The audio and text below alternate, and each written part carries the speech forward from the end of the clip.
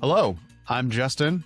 This is Kellan. Welcome to The Fizz. Kellan, last week, you and I lamented about the experience working with Opus 4.7. And I believe it was literally that afternoon of recording that session. There's some interesting news dropped from Anthropic. Reflect on the history of the past 7 days for us. What's new from Anthropic since we were all curmudgeoning about it? Well, I remember sending a Slack message literally right after our recording saying... Might have to cut that one. Yeah, like we might have to cut the episode. Because literally like within an hour after that posting, I was in Collect Code. It was noticeably better, kind of back to normal in a sense. So clearly like a lot of the issues I think were some combination of what we talked about, which is like, right, compute being an issue, the system probably being somewhat aware of the network issues on the compute side and saying, are we done for today? Right. Well, it did that to me yesterday, so I don't know if it's totally resolved. Well, maybe it's getting hit hard again. Yeah. You know what? We're not going to know. We don't work for Anthropic or OpenAI or anything, so we're always guessing. But yeah, they had, I don't remember the exact increase, but it's like significant processing increase on the models with the SpaceX deal. I want to say like 10x, something like that. I think usage... Well, I'm talking about just the compute side. So like tokens in and out are like 10x, I think. Usage was like 5x? Yeah, I think usage limits roughly doubled. And then doubled. Okay. But tokens in, tokens out, I'd have to go look it up to remember. You're right. Those are like 5 to 10x type improvement. I mean, it was significant. Very significant. It was sort of like, Anthropic and SpaceX into a big deal where Anthropic's going to have, I believe, exclusive access to the Colossus data center, which must have a large volume of servers that need something to do. Well, SpaceX is upgrading to like their Colossus 2 or something like that.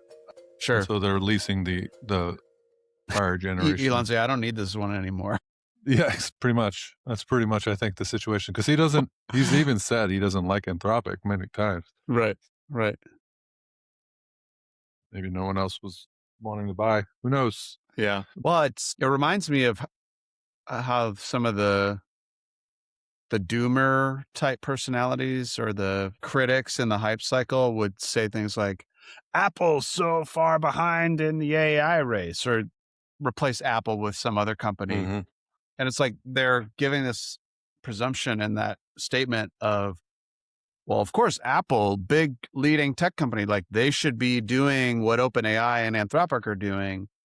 It's like, well, they don't see at the moment, right? It's like, well, they don't necessarily see Anthropic as a threat to the iPhone or the Apple Watch or the MacBook or the software they develop. It's like, this is going to end up being integrated and complementary in some way, right? So it's like everybody, I just feel like a lot of that criticism didn't make any sense. Mm-hmm. And I'm trying to think of an analogy. It's like if the new technology wasn't like a legit replacement for what you do, there has been disruptions, many technology disruptions in our history. Like, I don't know, why would I jump in and start, like if I manufacture boats and someone comes out with the sweetest new radar system for boats, and you're like, oh, can't believe the boat manufacturer's not in the radar system game. It's like, all right, I'm just going to put these radar systems in my boat. Like, I think that's a good example. I don't know, we'll see. We'll see what my transcript editor thinks about my comments. Like, let's cut that. Yeah. No, I think that's a good example. Like, they have to, I think every company needs to have focus on whatever their mission is, and try not to get too, there's a balance here, but try not to get too overreactive to AI's impact on their mission. So like, it's the whole kind of concept behind tiny bottle in a sense, but like find areas in your business or personal in some cases where like AI actually would be useful, and try to like hard mark off areas where it wouldn't. Obviously reevaluate down the road, but like, create gates in your in your process and business where like AI could really be useful here, and let's explore this, or AI would materially like remove the human elements to make this valuable. So Mm-hmm. yeah, they're all. I mean, here's the other thing too with like Microsoft, Apple, like the big tech firms. Like they've lost their way. They lost their way for a little bit, and I think they're starting to like figure out kind of where they Right. belong in it. Like for example, Microsoft should be focused on Windows. Like that their OS is like running the vast majority of computers on the planet Right. and their productivity tools. Yeah. There should not be like if it AI is not supporting that mission, they should not be doing it unless they're changing their mission. And the thing is, it was not clear what. Like all birds. And then Apple, same thing. Like their device and software ecosystem around their devices Mm-hmm. is their like kind of their mission. While AI is very capable of a lot of different things, like if it's not consistent and reliable to support that mission, then like it shouldn't be implemented. And we struggle with this all the time. So, you know, at times where it's like, look, I would love to inject AI in this little specific process. It's not consistent and reliable enough to be trustable. I need a human's critical thinking and like evaluation for this process to work in this like step or whatever. Yeah. You know, there's obviously like top-down mandates and things like that that cause a whole sorts of chaos with big companies like that. Mm-hmm. Like the Goliaths have a hard time moving fast, which by the way, I think Anthropic and OpenAI have struggled with the same thing. As they've gotten really big, they've had a harder time moving fast like they did in the early days. Yeah.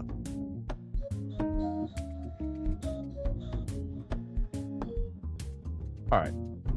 So inside the bottle for today, I thought it would be fun to do a walkthrough and explain kind of the process you and I use really to stay focused and to be productive. And this process, I think, has applications to how people think about AI, of course, but it just generally applies to just getting your work done or staying focused, whatever the situation would be. So, you know, if we introduced our Pathfinder method a couple episodes ago, and we've been talking about that a lot, if that is a process that's designed to help you identify where to focus, help you think about what to build, and then help you have a framework of how to actually build it. Well, none of that's going to matter if you can't stay focused on that problem and be committed week over week. If it, you know, takes multiple weeks to build what you want to build, it's never going to ship. It's never going to start producing any results or value for your team if you can't get it going. So I thought this methodology might be helpful for people to borrow, steal from, kind of make their own. So I'll just kind of walk us through it, and you chime in with thoughts as you have them, Captain. So this has been true for me throughout my entire professional career.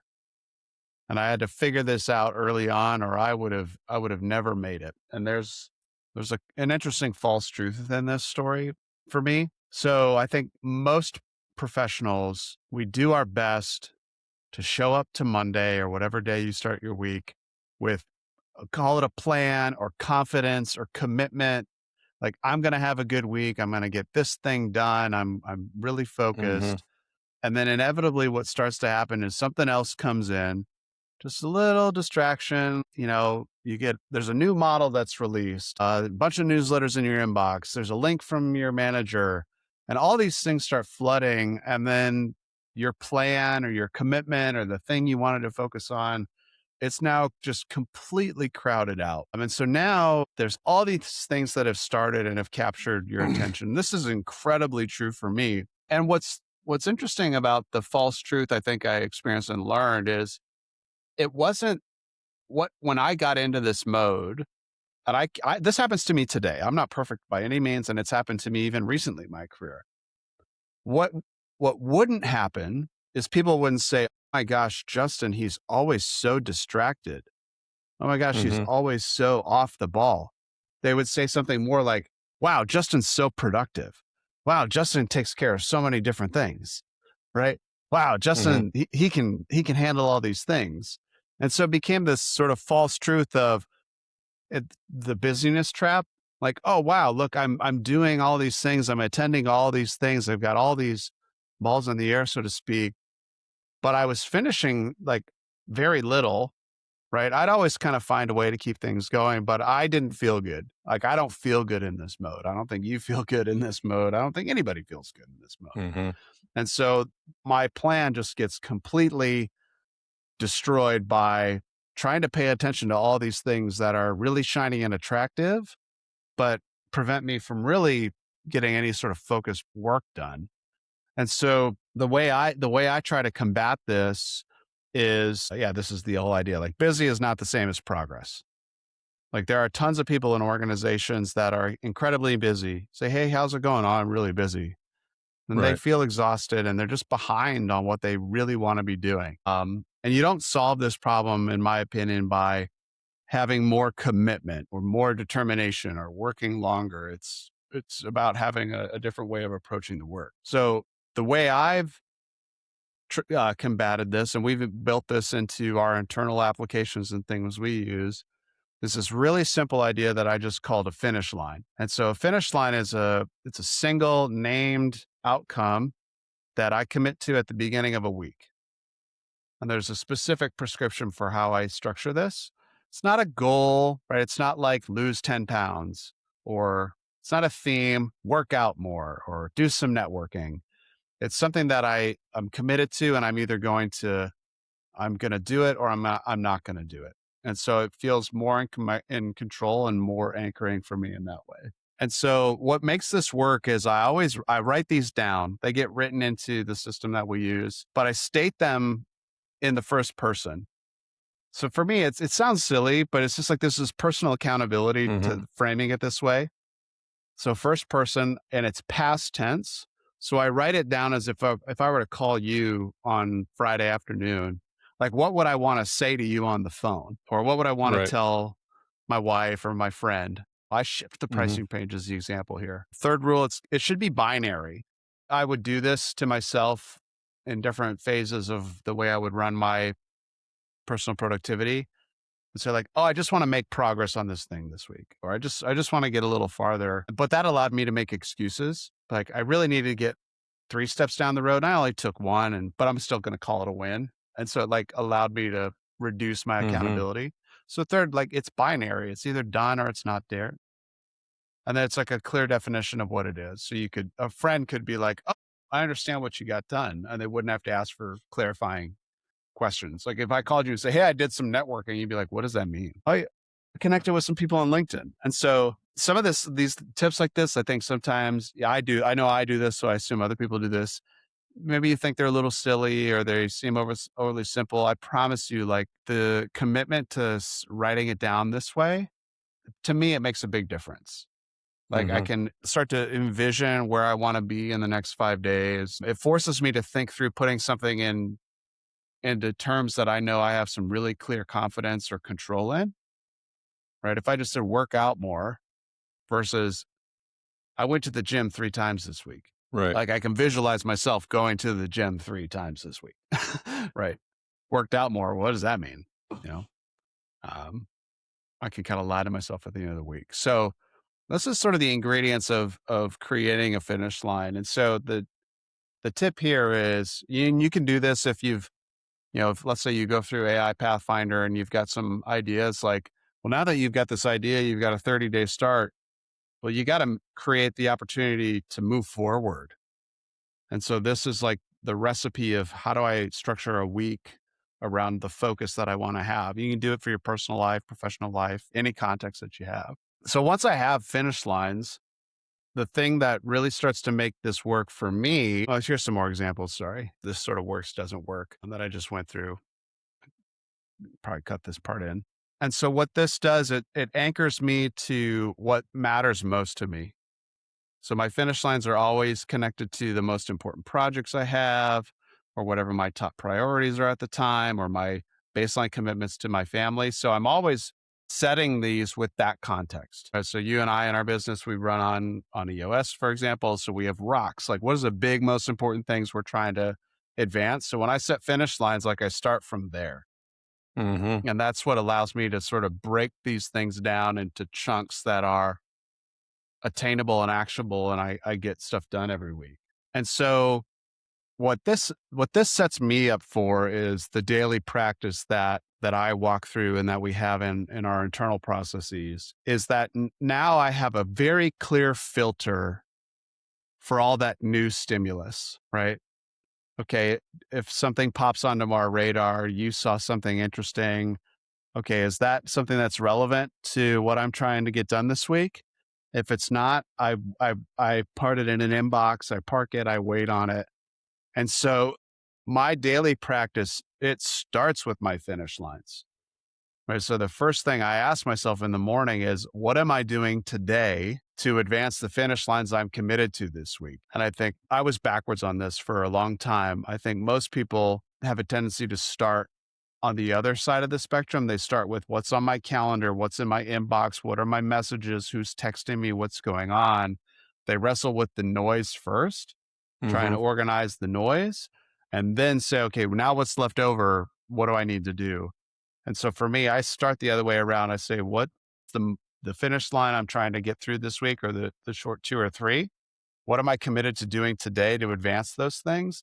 And then I fill in the rest. And the reality I've always experienced throughout my career is the stuff that's in that everything else bucket. I'm not saying it's not important. Yeah, I got to pay a bill on time, or I got to fill out some forms to keep you and I going on something, but it forces me to prioritize the rest of that list. So it's like, okay, there's 20 items in that. I maybe can only do 5, but I'm going to pick the ones that really need to get done in that, window that I'm going to have time for. So I just think switching that order around mentally is a big deal. So if you're starting your day thinking about what's all the noise and where do I fit everything else in, try this out. I understand not everybody has control over everything like I might, being uh, running our own business and have more freedom over my time. You might have a boss and a team, but figure out where you can start to have some control over how you're processing the stimulus that comes into your world. But Kellan, I'm just curious, like, I think you have maybe a little different take on some of these rhythms. Like, what helps you? I think we have similar tendencies on wanting to tackle lots of different things all the time. What's working for you? Hmm. Uh, this one works for us. I think they all share kind of some concept of milestone, which is, kind of like a finish line in a sense. I think Right. milestones though are far too flexible. Like Right. they can kind of be manipulated too easily. And finish line is not really that manipulatable. It's either done Right. or not, and I like that. I mean, I clicked not done on a lot of my finish lines because they didn't happen. I mean, Right. they got close, but that's not really the Right. point. Like, you can do kind of a retrospective and kind of like evaluate if there's areas where you can kind of dial in Hmm. your finish lines, maybe not have so many, whatever, right? Right. Like, so, I tend to like kind of get a little too aggressive on my Hmm. what I think I can get done, but you start dialing that in, you know. Right. The other thing I would say, and this is more around, and I like the concept of inbox a lot. I highly Mm. recommend people explore that as an option for them. And it's probably one of the most like underrated aspects of this, in my opinion. Finish line, obviously, too, but like the way that you combat those little dots that are constantly, trying to interfere with the finish line completions and, Mhm. maybe even, aid in them, but like it's hard to tell in the moment, right? Is to have some method in the morning where like your only goal is to um, clutter your mind. Just drop down everything in the inbox that's on your mind. You're not going to action any of it. Like that, Yep. the goal is like, God, I got to mow the lawn. I gotta, Mhm. I gotta schedule my son for a dentist appointment. I'm behind on like this LinkedIn thing, and I don't even know where to start. Like it's not about action. It's just like Right. this is what's stressing me out. Right. Or like It needs something, somewhere even to if go. or even if it could be stuff like I'm excited about, right? Gosh, I really want to do that trip, but I haven't planned anything. Like, Right. start thinking about the trip. I think that's a really valuable morning routine that people could do Mhm. to level up their productivity like tenfold, in my opinion. Mhm. Because then the next step is to take that list and say, is it a part of a finish line that I've Right. already set in my weekly kind of cadence? Is it a part of a rock? Mhm. And then evaluating like from a priority standpoint, like when that makes sense to do within the confines of like your schedule and Right. routine. So sometimes that means like this isn't going to happen today. And the And that's reality okay. is it wasn't going to happen. Like I talk to my wife about this. Sometimes she has to do notes for therapy and Hmm. it's a whole thing. Like just submit it to Medicare and Medicaid and blah blah blah. It's just so Yeah, much dude. involved. It's a nightmare. And I was, we were talking about productivity and stuff, and she's like, "Well, I got to do this, this, and this." It's like, and I want to get it all done. I'm like, "Yeah, but like in reality, not all that's going to get done, right?" Right. And she's like, "Well, but I really want Right. it to." I'm like, "But it's not." So you have to choose the ones that you really need to get done, and Right. be realistic with yourself about the ones that will have to be done tomorrow. And so that's like that's kind of my feedback to this, and I've added maybe like little spices with in our Hmm. process to this, but it's mainly yours. That like I but like I the combination of like this approach, the inbox, finish lines, the that kind of approach, and Yeah. EOS as like a model have been really valuable to us as like not just a productivity tool, but a decluttering tool. So And that's my that's, feedback yeah, on it. that's that idea, that decluttering of like, you have a filter, right? And I can relate to your wife's, because I get into that trap all the time where I'm like, I want to get all these things done. It's like, there's no way you're going to get all these things done. Yeah. If anything, you're maybe do a little bit of work on all of them. Maybe some things move forward. Maybe you don't get to some stuff, but like, then you end that day of like nothing, all these things got worked on, but nothing got done. Maybe a few things didn't even get touched. And you're just, now you're more stressed out. Yep. And so for me, I'm trying to always achieve sort of this, I don't know, I'll just say like this calm, almost kind of like Zen like state, like going through the day of, I feel really confident about what I've committed to today. I know what absolutely needs to get done today or this week. I know what I'd like to get done. And I've already made peace with the fact like it might not happen. Throwing in a quick little golf analogy here. It's like, I'm totally fine making a bogey today, Hmm. you know, but Yeah. like, I can't not miss the fairway. It's like, you know, so, so yeah, I just, if this is something, if you feel that like that way, if you're watching this, you feel that way. I was like, I'm doing all kinds of things, but I don't feel like I'm getting anything done. I'm always trying to keep up. Like, and you can read about it in all kinds of systems and method. There's nothing truly novel about this, the way we do it, right? It works really well for us and we like it, you know. Be just for me, I always find like less is more, like a short list of really meaningful things. Every day, every morning I'm going through this and there'll be a long list of things that I've captured.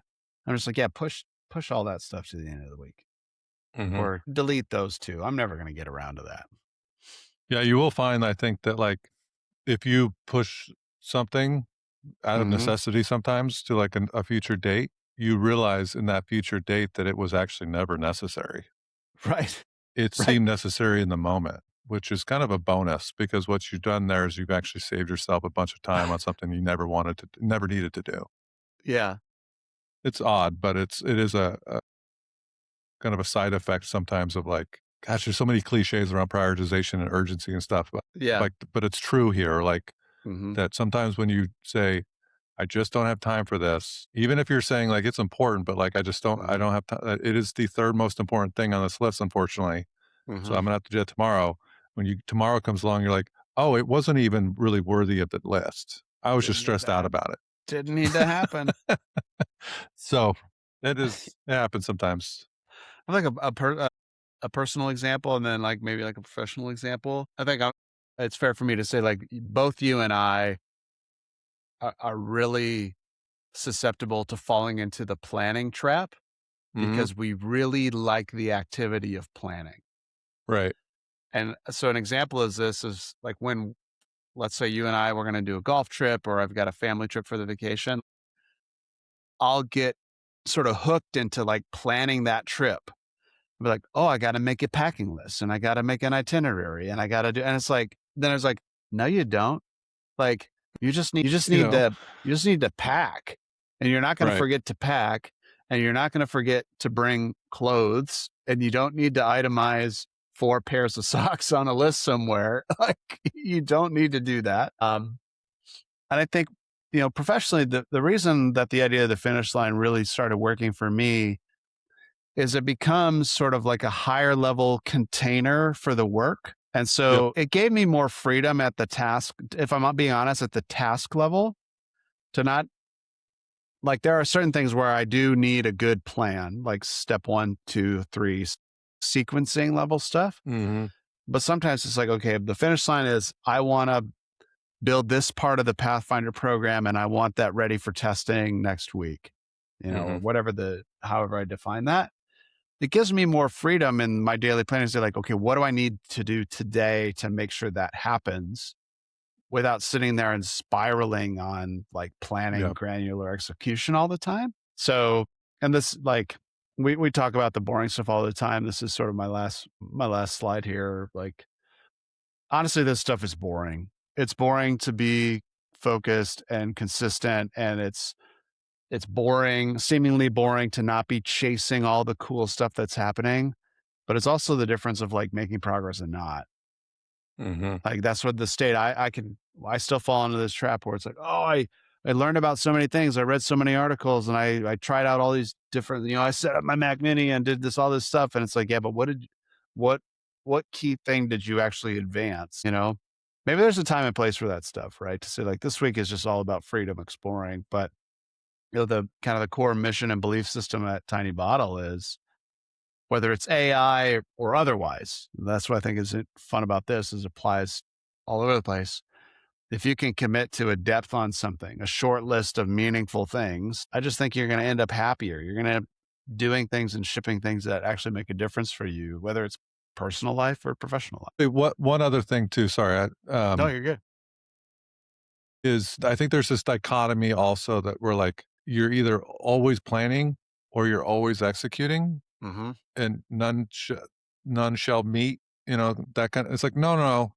They're just there's different times for different things. So if you're over executing, you're probably living in a chaos state. If you're over planning, you're probably never actually shipping anything. And the goal is to like have different times for different things and also to allow for both of those things to occur. Yep. So um, just something to think about. The cycle is important. The balance is important. Yeah, this weekly finish line was, I've been a student of all the productivity stuff for such a long time. This really clicked for me. So if you're looking for a new tip or a trick or a new method, this is it's easy to do. It's hard to execute and stay committed to. Like Mhm. you don't need any fancy software like we have. Like grab a notepad and, think about what's the most important stuff in my world right now, personal, professional, and like write down, like, keep it short, like the three most important things you want to accomplish in the next 7 days and, Mhm. and write them down in this format. First person, past tense, binary, clear definition, and then come back and say, like, did I get them done or not? And if you didn't get them done, why? And just like commit to that rhythm weekly and every day. And if you stay committed to it, you'll learn what works and doesn't work for you in terms of how do you frame this up. And I'm highly optimistic you might find a groove if you're looking for a way to kind of get some steam going. You can add to a couple things. You can add 100 things. That's a Claude will couple. just say like, cut that shit out. Cut that. Cut it. Cut it. I highly recommend if someone's feeling like overly like anxious or stressed out about like the stuff that's on their plate to start with the 2 or 3 things like this, like you said, but also the following day. So not that same day, Right. separated by sleep. The Yep. following day on a piece of paper, does not need to be in a computer. Just put on a piece of paper a bullet point list of what's on your brain. Call it your Yep. inbox. Yep. Call it your data dump. Call it Hmm. your brain dump. Whatever you want to call it. It's a running list. You're going to mark things off as you feel like they're appropriate to action. Hmm. And all you're going to do is you're going to compare that list with the 2 or 3 finish lines that you set up. That's all you're going to do. Yep. Just from like a purely analytical exercise, Yep. just to start Yeah, dude. understanding what's That's so happening. good. That's just my recommendation if you're interested in trying a new weekly and daily routine.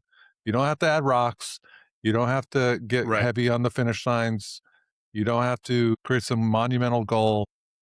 This is the 2 things that I highly recommend you just give a shot um, and see how it goes. You know, Yeah. like and if at the end of the week you're like, I have to mark not done on my 3 finish lines, that means the next Monday or whenever you want to set your new finish lines, Sunday or Monday, Hmm. typically kind of how I do it. You're gonna take some lessons from that first week, and you're just gonna Yeah. apply them going forward. You know.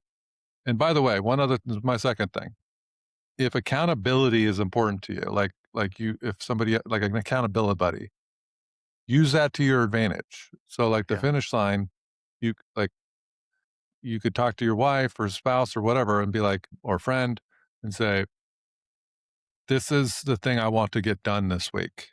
Like tell Hmm. them your finish line. I bet you get it done.